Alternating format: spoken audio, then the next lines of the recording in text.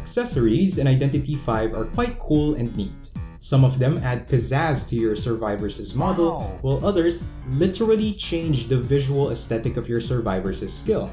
Some of us have the money to buy expensive A-class or S-class accessories, while the rest of us just have to pray to the RNG gods when we open those goddamn essences.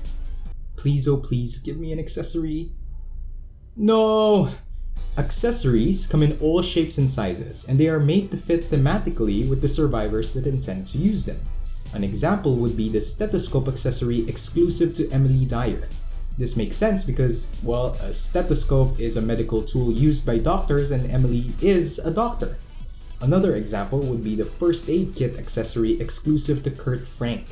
This makes sense because Kurt is an explorer and people who travel a lot need their first aid kits.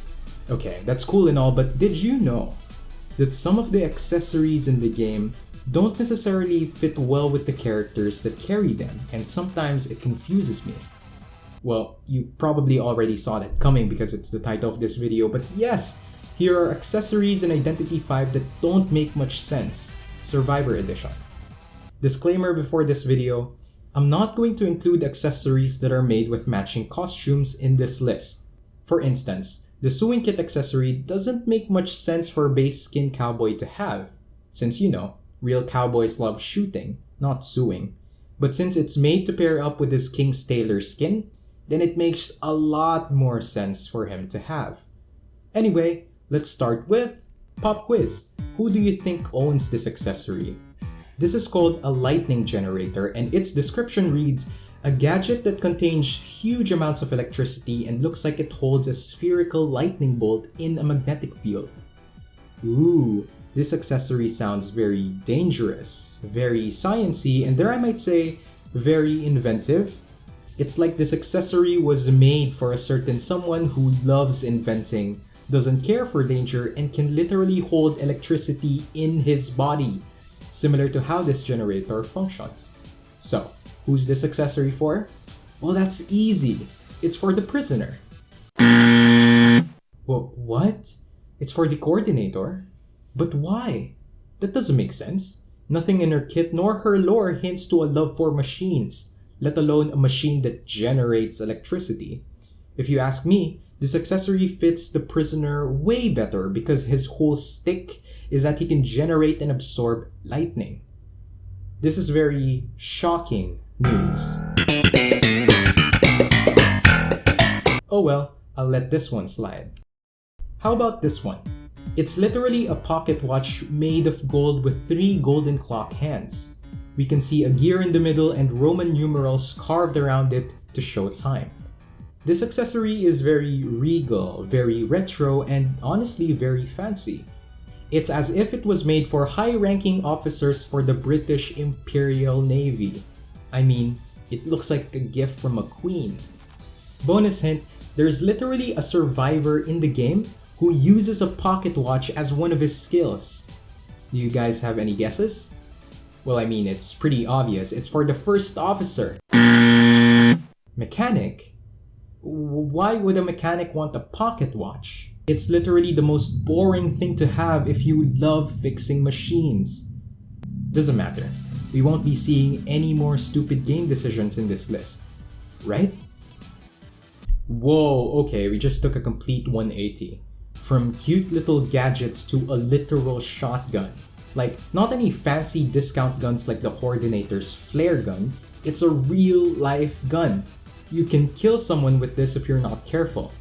Okay, do you guys have any guesses as to whose accessory this is? Maybe reading the description would give us a hint.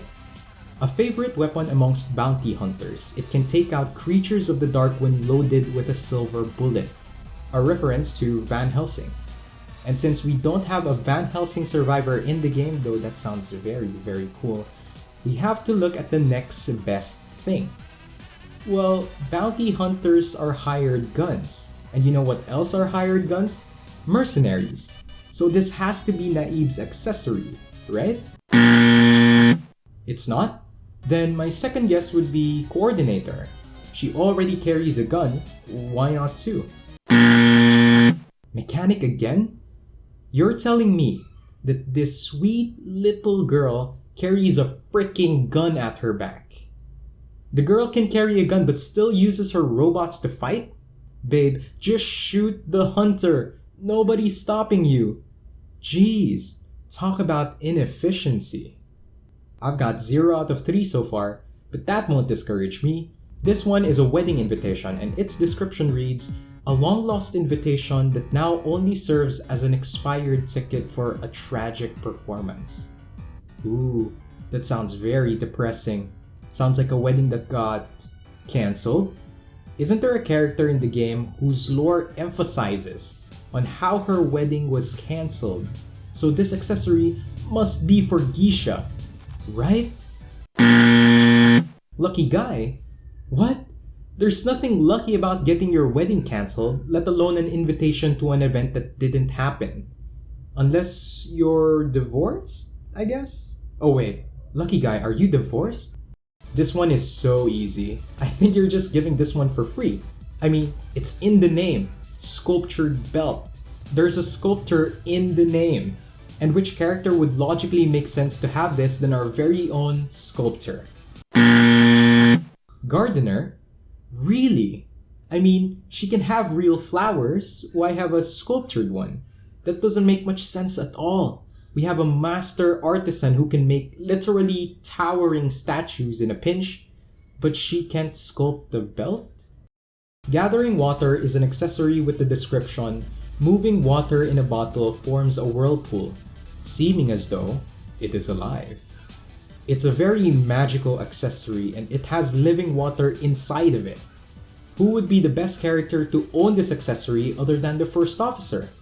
His whole backstory says he was a sea knight and he has an item that is literally called Poseidon's watch. You know, the god of the sea. A god who can control water is the only logical being that could make this accessory possible. It's the first officer. Final answer. No one perfumes themselves with water. Why the perfumer? Who would want a mini hammer other than the mechanic herself? She needs it for constant repair that she might do on the go. So it's mechanic. No? Then prisoner then. I mean, if you're going to invent things, you might as well carry around a hammer. Of course it's wrong. Who's it for? The gardener? For what? She hammers weeds to death? Sketch of a shipwreck is an accessory for the explorer. For the first officer. The thief? The lawyer? The coordinator? The magician? Then who's it for? Why would a random lucky guy have a sketch of a shipwreck? Please someone tell me. I mean, I can't possibly get this wrong, right? The puppet looks exactly like the feaster, so it has to be for Hastur, right? For fuck. Before we get to number 1, here are some honorable mentions. Broken sword. It's for the thief, not for the photographer who literally has a sword. The apostle looks like an accessory for the disciple not because they rhyme, but because it looks like the disciples' pet cats. But nope, it's for the priestess. And devil's fork. It's for the female dancer. Why would she have this? I don't know. That's some BDSM stuff I don't want to talk about. And finally, the last accessory that doesn't make sense for any survivor to have in Identity 5 is the telescope. Why?